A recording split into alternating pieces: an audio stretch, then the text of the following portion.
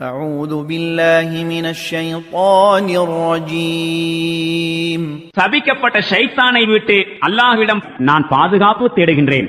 وهل أتاك نبأ الخصم إذ تسوروا المحراب மேலும் சுவர் ஏறி மாடத்தில் நுழைந்த வழக்காளிகளின் செய்தி உமக்கு வந்ததா? إذ دخلوا على داود ففزع منهم قالوا لا تخف خصمان بغى بعضنا على بعض فاحكم بيننا بالحق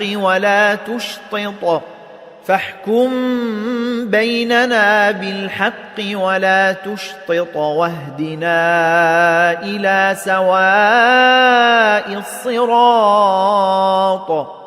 அவர்கள் தாவூதிடம் வந்தபோது அவர் அவர்களை பார்த்து திடுக்கிட்டார். அவர்கள் கூறினார்கள், பயப்படாதீர், நாங்கள் ஒரு வழக்கு சம்பந்தமான இரு பிரிவினராவோம்.